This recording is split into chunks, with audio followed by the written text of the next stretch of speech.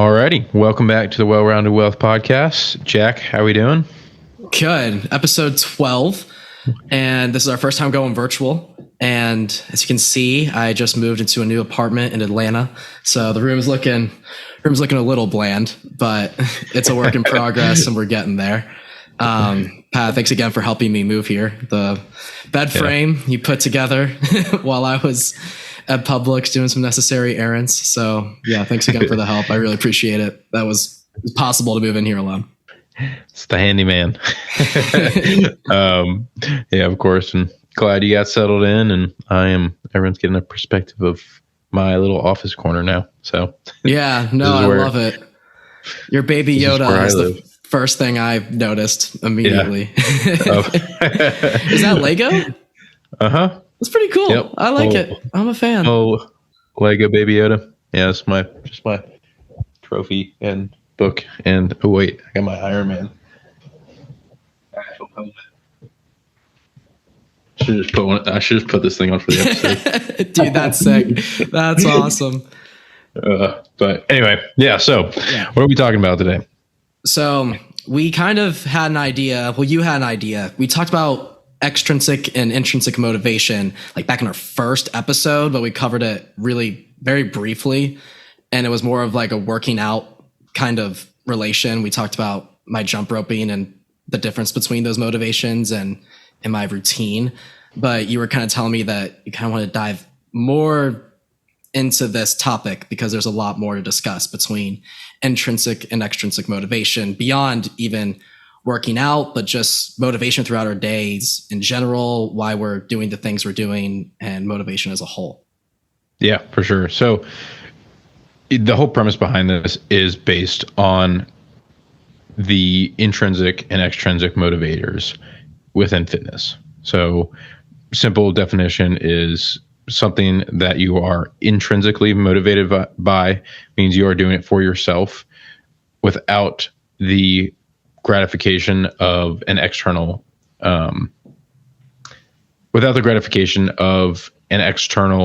approval. Something external, you are shooting for a goal, a time, physique, something along those lines, where you are getting approval from other people. I think that topic, intrinsic and extrinsic, goes even deeper into life. So there is a game that we are playing in life where we're doing things that are intrinsic to us or extrinsic. So, for example, I think a lot of things in life that we look at extrinsically are like bigger house, better car, different bodies, like, oh, she's super fit or he's super fit. But how are we converting the drives and desires in our lives to internal ones that aren't externally validated by other people so that we're doing them for ourselves?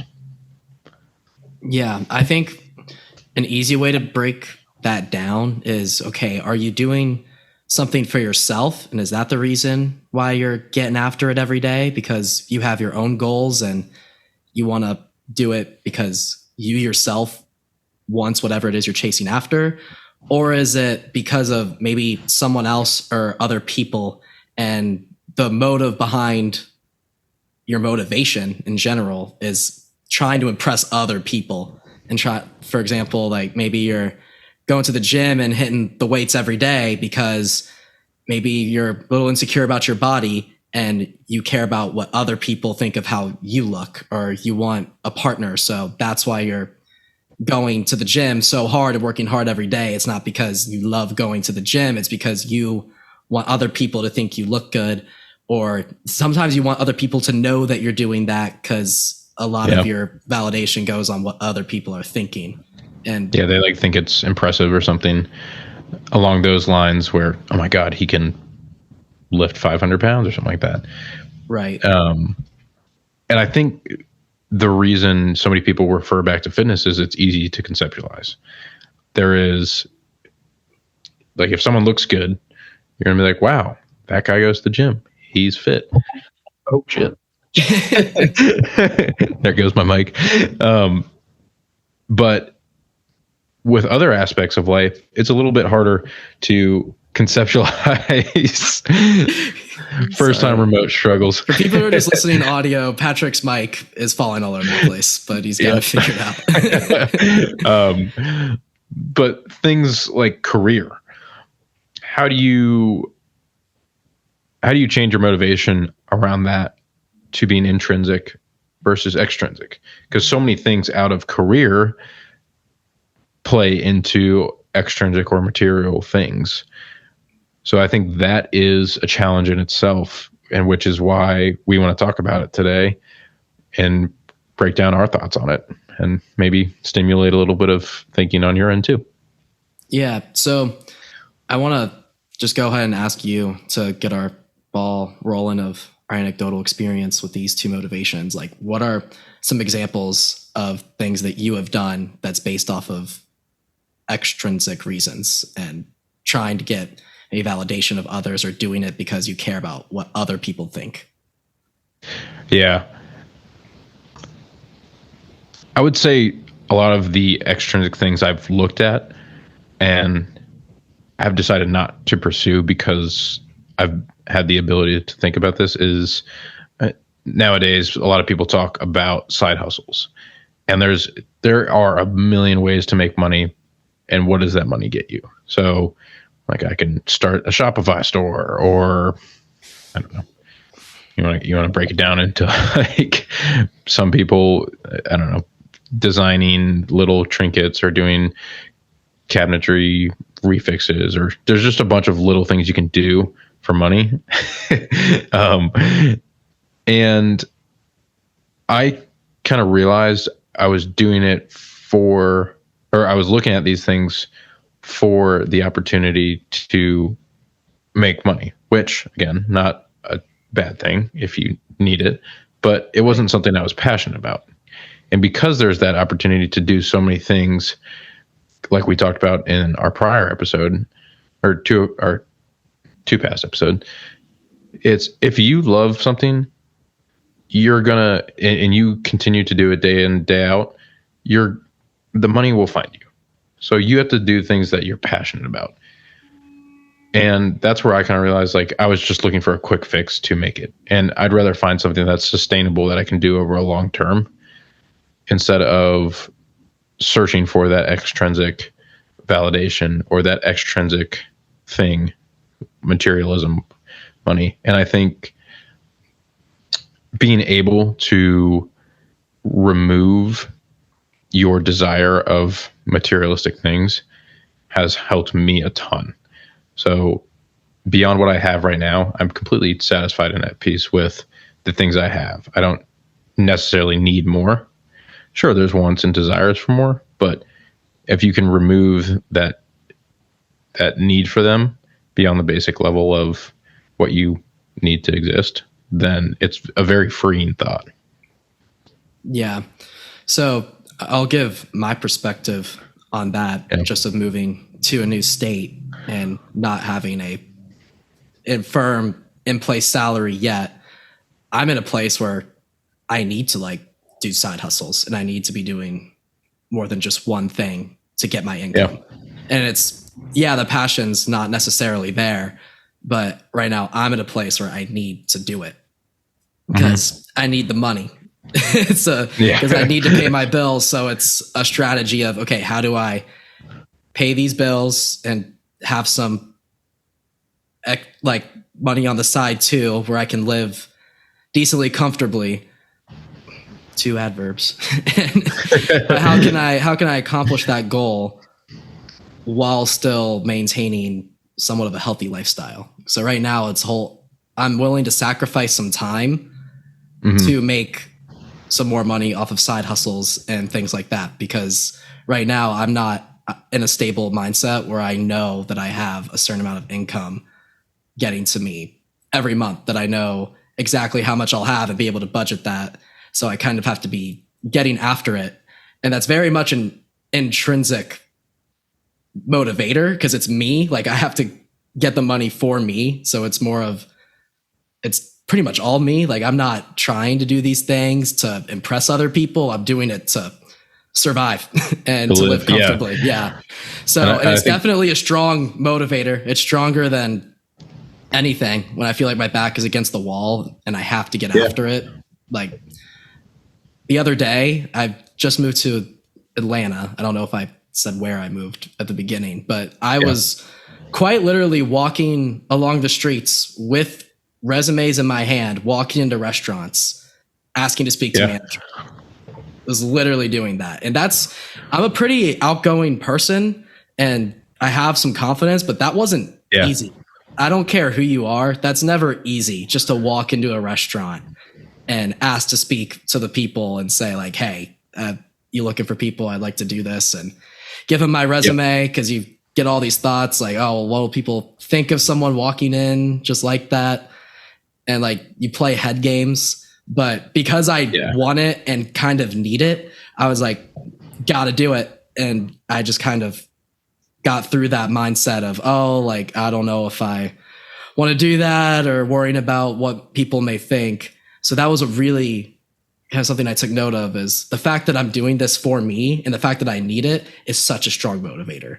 And 100%. You break it down, there you go. There's a lot you can accomplish when you have your mind oriented on one thing and things that you need. You get after it much more than wanting to impress other people or doing things that you think will make you look good for other people, versus when you're doing it for you, for your survival and or needs and or comfortability. And it's things that you want. It's not because you think that I think other people would respect me more if I'm doing side hustles and stuff. I'm like, no, I don't give a shit about that. I need this. So that's, it's making me break through and getting after it harder. So it's kind of interesting, just in an everyday thing. I'm like, it's a bigger motivator than ever, especially guys that start hitting the gym to get girlfriends. I've noticed sometimes like when they're going after it and they are doing well and they get their girlfriend, sometimes all of a sudden they're not hitting the gym as much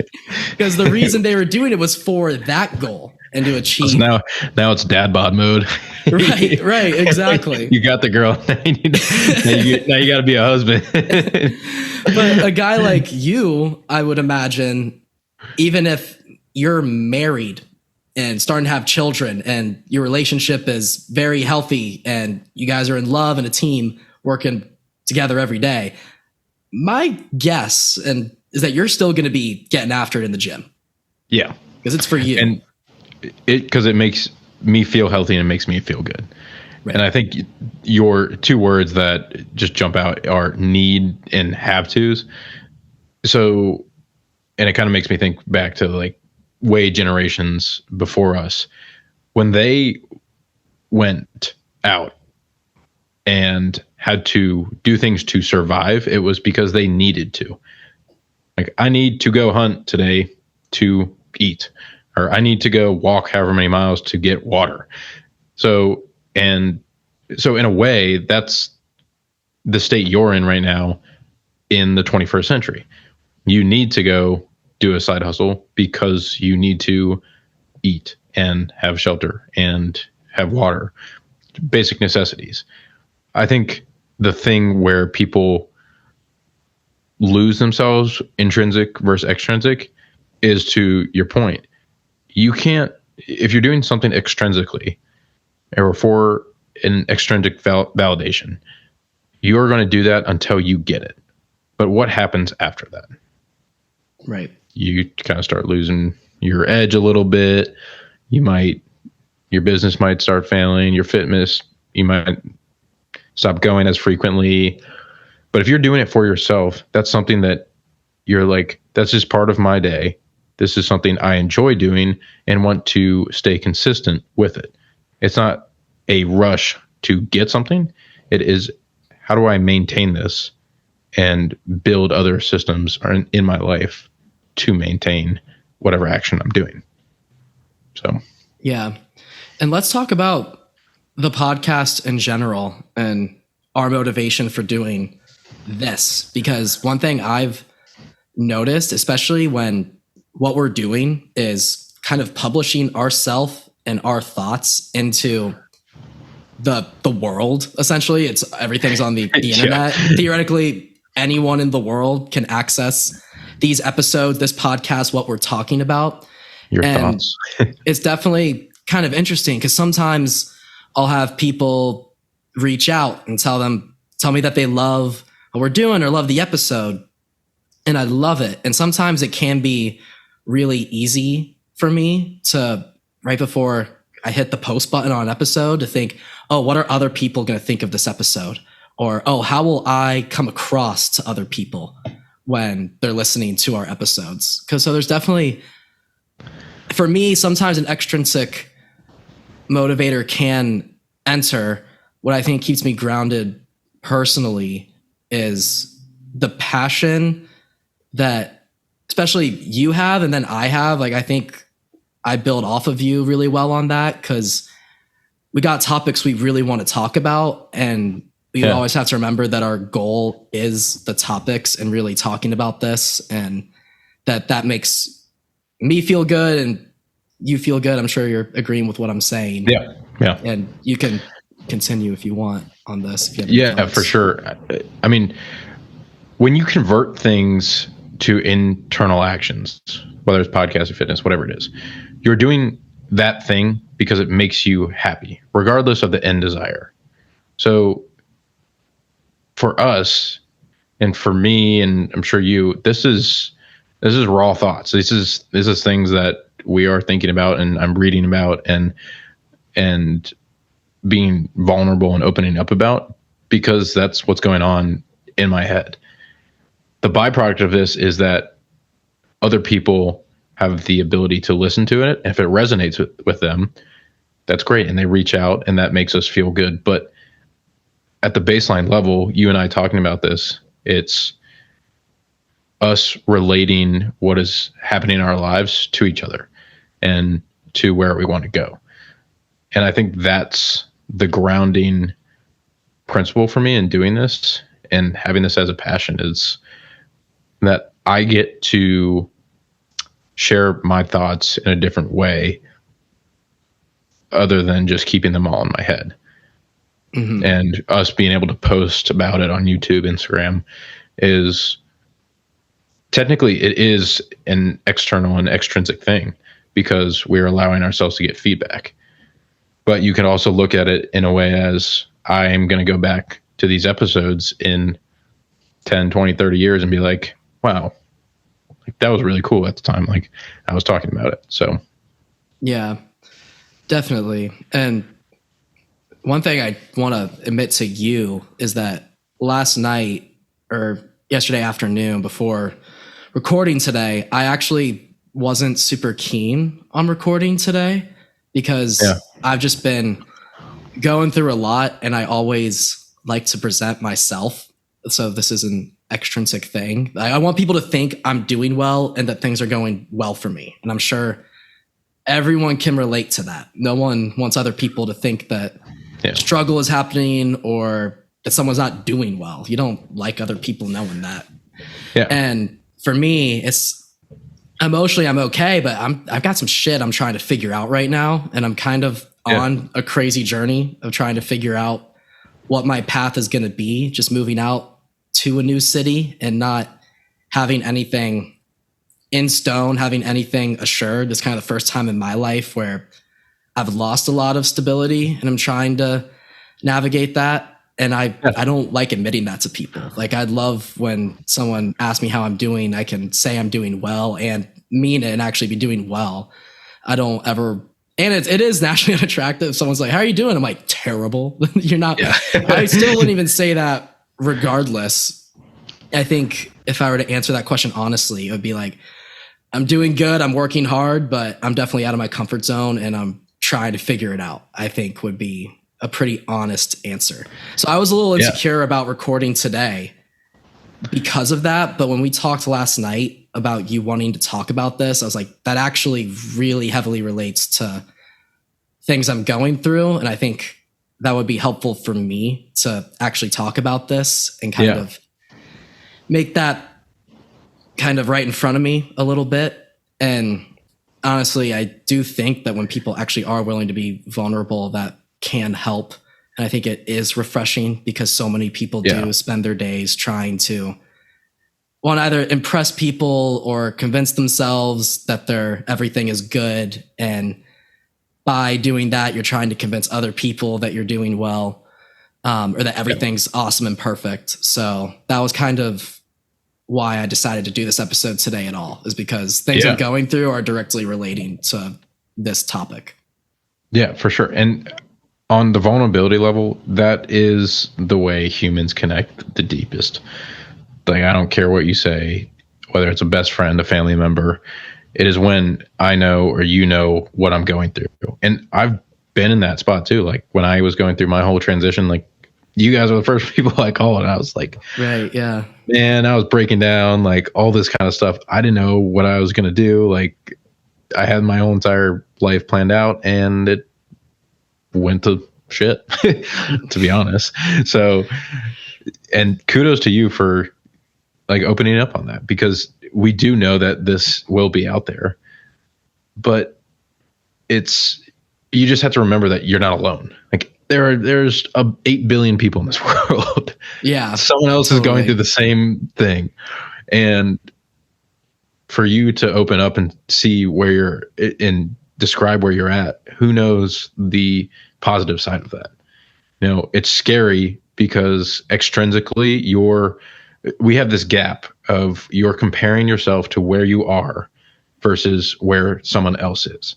So in that, even that person or that other person to where someone else is could even be you in the future. So like you in the future could be 30-year-old, have a very nice house, wife, kids, whatever. Or it could be someone else who is 22 and has something within their life, more figured out, job, where they're living, all that kind of stuff. And it's being able to detach yourself from that gap and being able to say, where am I now? I'm getting these words out so they're not just floating around in my head and always being there, stressing me out. And now that I can conceptualize them and see them, okay, is it really that scary where you're at? You have a roof over your head, you have water, you have food. Okay, now you just need to sustain that. How are you going to sustain that? Okay, I'm going to go get a side hustle or a job and then keep building my way up from there. I think one of the things that has helped me a lot is being able to expand your time horizon. Because when you're in the state that you're in, you're like, I have to get this and I have to get this now. But if you look 2 months, 5 months, 6 months, 1 year down the road and kind of play a trajectory of, okay, first I need to do this. Then in 3 months, I can start paying for acting classes. In 6 months, I can hopefully get a full-time salaried 9-to-5 job so I have more stability. After 6 months, I'll have been taking classes for a while. I can start auditioning, get an agent. Once I have an agent and I start doing auditions, I'll get an acting job. And it doesn't need to happen right now because you're seeing people who are your age that have those roles right now, which is like, man, I want that like right now. But it's not going to happen right now because of the state and the things you're dealing with. So you have to expand your time horizon to logistically and reasonably say, when can I have this? Or when is this good for me? So, yeah. Actually, I heard something that really resonated with me. And it was that people tend to overestimate what they can do in 6 months and underestimate what they can do in like 5 years. Yeah. So which happens a lot. So I think someone's able to figure out the motions of that, be realistic about what they can do in 6 months and have that long-term goal and be like, yeah, I can't work my way to the top of whatever it is I'm going after, of a certain industry, but I can get my foot in the door in 6 months for sure. Yeah. So that needs to be my short-term goal. That leads to more long-term benefits. And so if you're like, this is where I want to be in 5 to 7 years, and then you have your goal of getting just a step close to that in 6 months, a year, a shorter time frame, then that'll help you more. And that's definitely advice I'm taking to heart right now. And I definitely have opened my mind a lot, especially in the past week, to how to approach life and things. Mm-hmm. And that's definitely something I'm carrying with me. And I think hopefully I'll let you know how that's working out. I'll definitely keep you updated on that. But I think that is important advice, because if you want everything and you're expecting to get it in a short amount of time, you're probably not going to get it. And then when you're not reaching your goals, when in your mind you thought you were going to hit those goals, like let's just example, become a millionaire in 6 months when you're fresh out of college. And unless you've been doing things the entire time towards that goal, then that's impossible to become a millionaire right after going out into the real world and not having anything that you've been working on for a long time. If you set your goals to become a millionaire, 5-6 years after you start the workforce or start building a company or anything A and B with long-term goals of that, then you're more likely to achieve it. And then if your short-term goals in 6 months to a year are to reach this step that brings you closer to such a big goal, I think that'll keep the motivation and kind of save some frustration a little bit. Because if you do have big goals that you expect to accomplish in a short term and you're not getting there, then you start to beat yourself up a little bit, and you start to doubt yourself and get angry that you're not doing what you want to be doing by then. Exactly. And play a statistic game here. Like the people who are millionaires in a day, because they have some revolutionary idea that a bunch of people thought was amazing, and they raised a bunch of capital to do it anyway, and now they're millionaires. So that's like the 0.01% of any business or any person being a millionaire. But if you have your time horizon to 5 years, 10 years, 15 years, 20 years, and you keep putting in consistent effort. Let's say you make $1,000 a day or $1,000 a week. Okay. That's $50,000, and you want to be a millionaire, right? So that's going to take you, let me do some simple math. That's going to take you, 20 years, right? Is that right? Yeah, roughly. Yeah. That's roughly 20 right. years. Yeah. I mean, a little less, but it's going to take you 20 years. But guess what? You're going to be a millionaire if you make $1,000 a week. Okay. So when you put it into a longer time horizon and then break it down, if money is your goal or whatever it is, then it becomes way easier to conceptualize and process. I guarantee you along that way, if you start making $1,000 a week, there's going to be a week where you have better than $1,000, and you're going to grow and you can start learning more. But I think the problem with a lot of people like that, and myself included when I was first getting started with my business, is I want that. You want that quick dopamine hit. You're like, I started a business, let's start making money. Like, you don't start making money like right away. It takes a longer time. You have to provide a service or a value or a product, and then to one person, and then it has to grow to multiple. And you have to build systems around it, all that kind of stuff. Same thing with your life.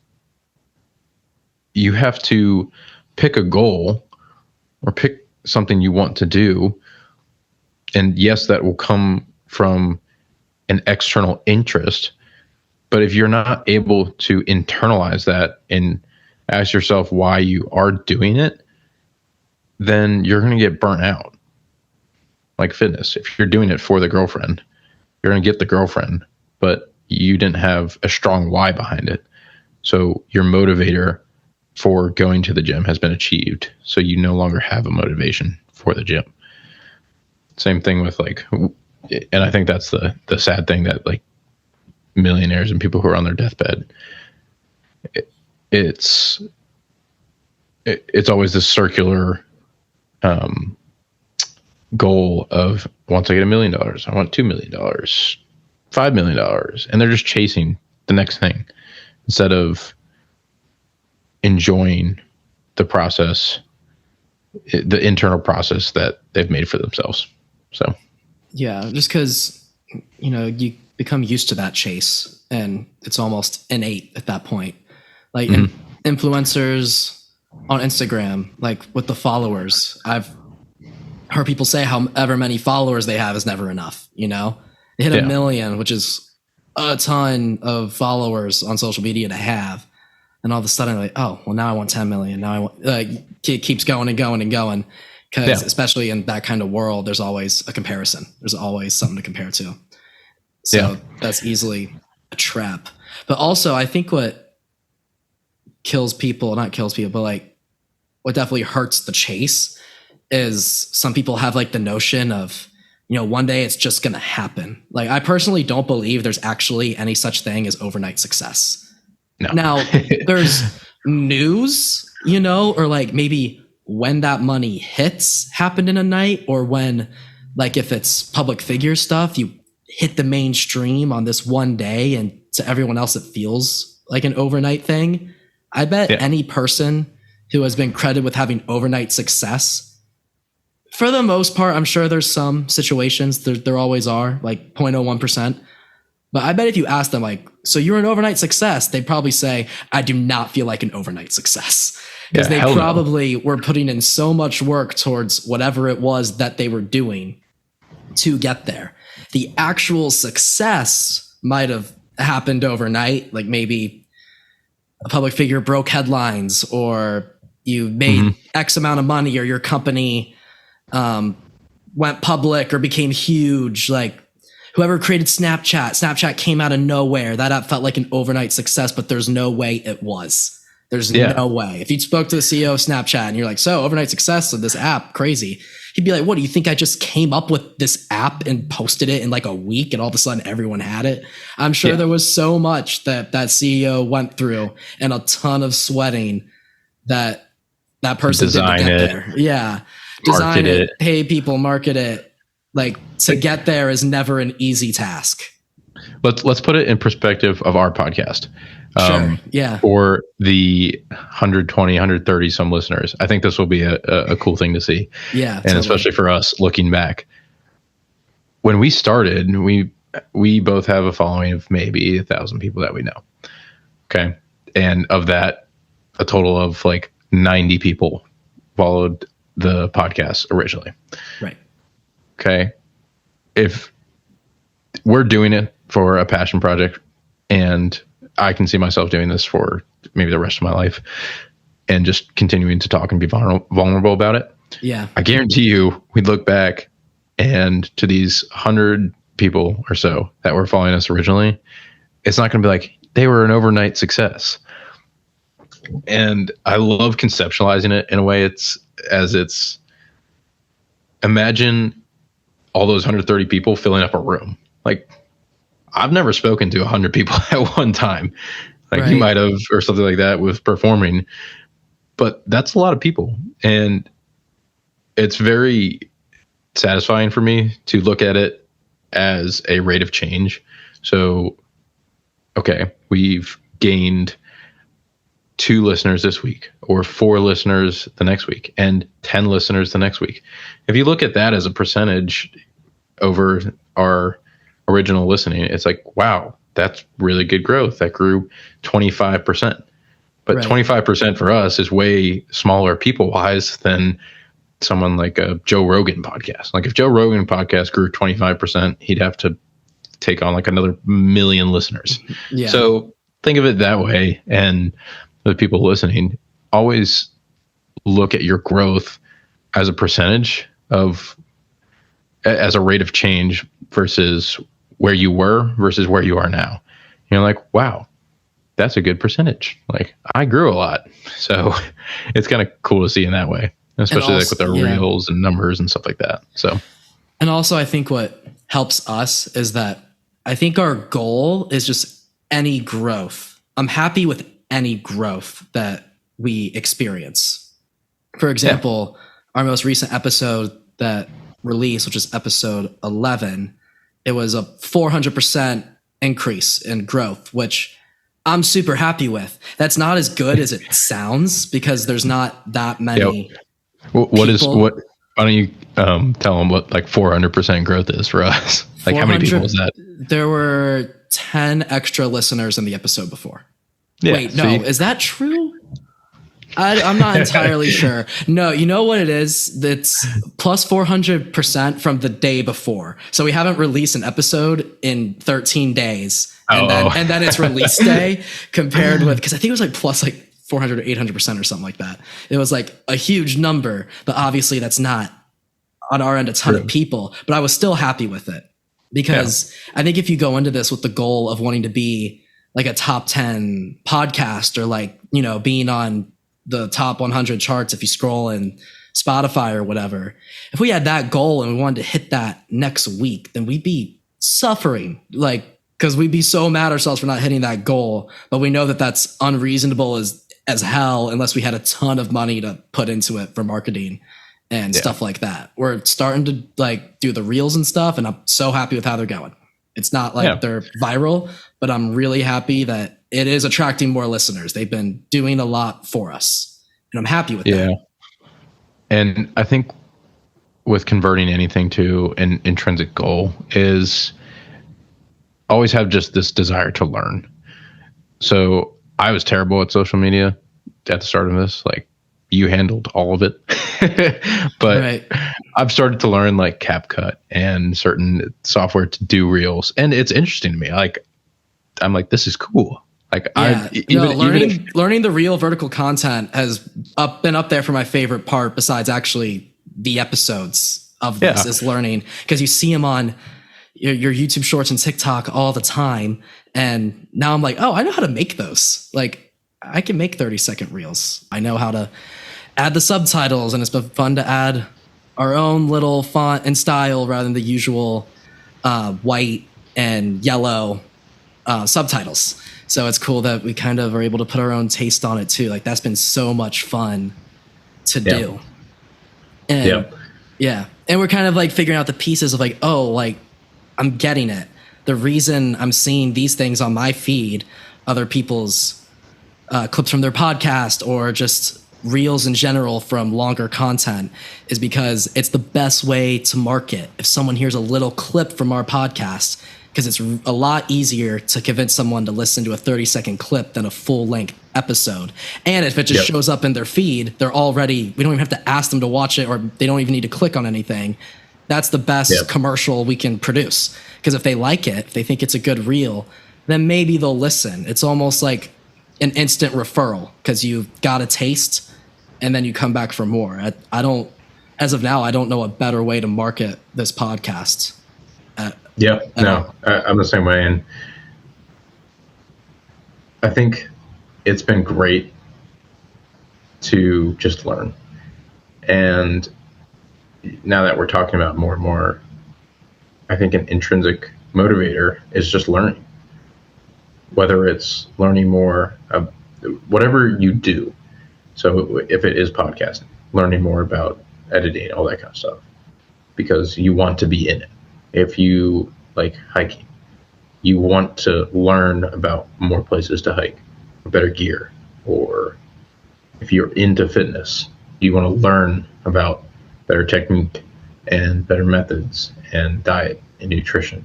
If you're in business, I want to learn about business and listen to content about it. And that is for me, because I enjoy it. I enjoy listening about that stuff and learning about it. So if you can switch from having others perceive you from others' perception as the reason you're doing something to just a genuine desire to learn, then I think whatever goal you're pursuing or whatever thing you're involved in will be so much more enjoyable than reaching it and being like, okay, what's next? So. Yeah, totally. And sometimes I talked about this in episode one when we briefly brought this up through fitness. Sometimes you get into something because of extrinsic reasons. Yeah. And that's kind of what happened to me for fitness as an example. But then I found intrinsic motivators through it. So I had a shift, and that can sometimes work too, because we've definitely been approaching this as a intrinsic good, extrinsic bad. And I do agree to that to an extent. I think the intrinsic motivator is no one can take it away from you. And I think it's just better for you mentally. But you can use extrinsic motivation to your advantage by converting that energy, converting that motivation. If it's getting you to do something great, being motivated at all is better than not being motivated at all. Yeah. So at least there's that, and hopefully it can change, and you can kind of put together, oh, I like doing this. Like, I enjoy doing this. This isn't some BS I have to do that I hate doing, but I know that it'll impress other people, or make me more attractive to other people, or I'll be judged less by others, or I'll have positive judgment by others. And then it turns into, oh, I'm doing this because I like to do it. Yep. And on that point, I'm reading a book right now called The Almanac of Naval Ravikant. And yeah, I know we presented it like that, and that's not how we want it to come across, because he has a quote in the book where he says, you have to pick your desires carefully because of that reason. You have a desire to do something which catches your eye, which technically is an external motivator. But if you get latched into that desire and you end up not liking it, then you have spent time doing something you don't like. And you do have to spend time to try things that you find interesting and figure out that you don't like. But you have to pick those things very carefully. So before you get into something, you have to think, why do I want to do this? And I think that's been, as more opportunities have come up, I keep asking myself that more and more, because I need to be more careful with time. I just can't say yes to everything. Yeah. So, just choosing your desires carefully, because once a desire becomes a passion, then that's where you have the ability to switch it from external to internal.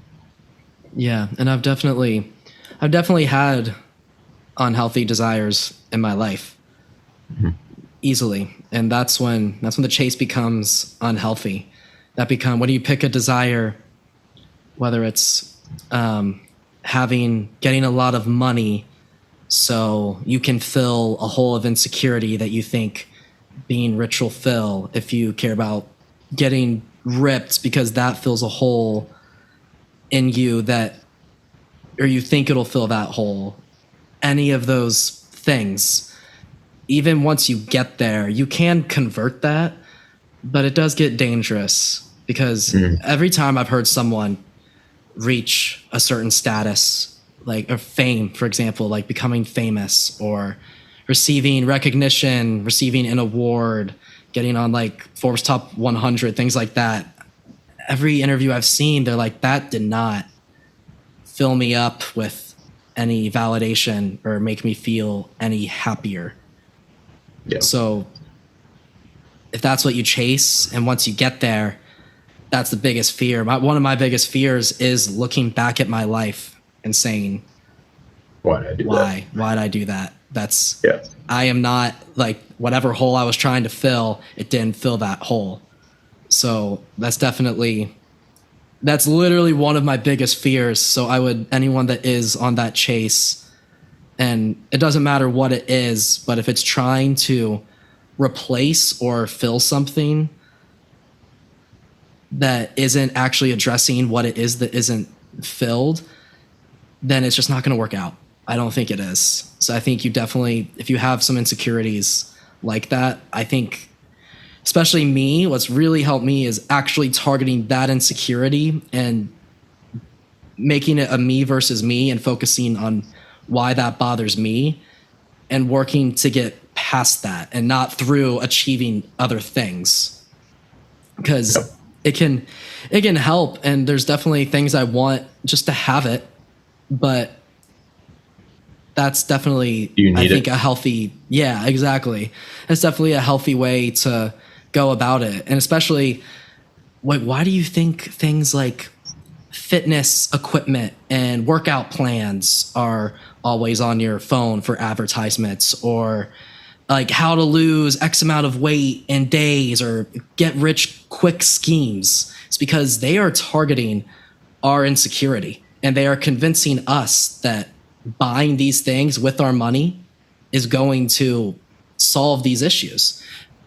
Makeup and XYZ of feminine products that are marketed to you because you need this to look good. If you look good, you will be validated by others. And if you are validated by others, then you will be happy.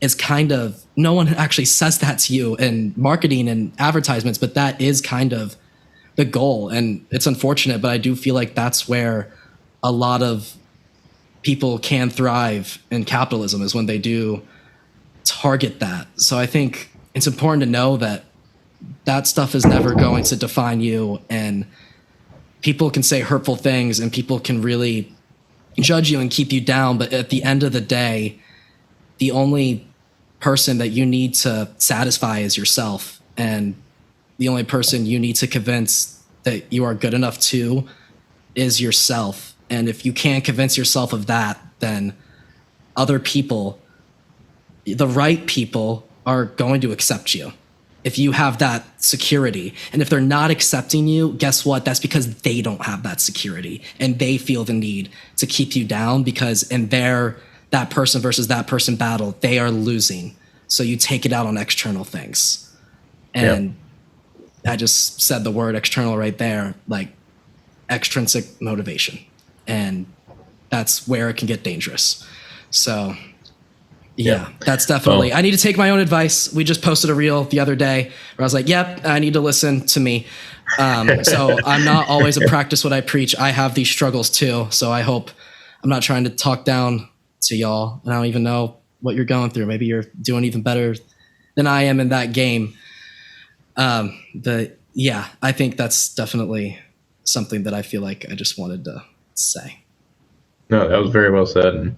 And I'm proud of you for coming out and saying that, because it is being vulnerable, and vulnerability is, this is the last thing I'll say before we wrap it up. Vulnerability is that external fear factor. It is. Yeah, if exactly. I open up, how are people going to respond? And I think we live in a world where we've seen so many people open up and get negative feedback. But to the people who are negative, just say, so what? Like, this is me. Like, this is what I'm going through. And what can they say to that? Like, and if they are hating, that's because they want to find something to hate. It's a distraction from focusing on what's going on in your day to day. I feel like that's where most hate comes from. Yeah, I've never feared like haters from this. And one thing I've noticed, dude, is like, I don't think we're big enough to have haters. Because think about it. Like, people hate when it's success that they're hating on. People are trying to find reasons to validate why someone is not deserving of that success, or maybe making some moral argument of why they're not deserving of that success. And because there's a gap between where the successful person is and they are. Yeah. They're like, yeah, I'm not there because blah, blah, blah, blah. Exactly. It's almost making yourself feel better about why you are where you are, and why X person is doing really well and is really successful. It's like, well, because of this bullshit. Also, like, I'm going to hate on this because I want to put you down. The negative energy, that's where it always comes from. You could go for the throat. You can attack people's personal appearance. You can attack people's whole brand and what they stand for, and put people down. But what good really comes out of that, even from the person that's putting the person down? It's not it's not improving that person's life in any way. So, yeah. And like if someone were to do that for us, I feel like it'd be hard to get to us too. Or I know for me, because I'm like, why are you talking about alcohol and socialization? I'm like, because that's what I went through. Like, what do you mean? Like, I can't change that. Like, or why are you talking? Or why do you have this perception of internal versus external motivation and this internal and external game? It's like, because I'm going through it. Like, I don't know what else you want me to say there. Like, it is like that. That's what's happening. Like, it is what it is. Yeah.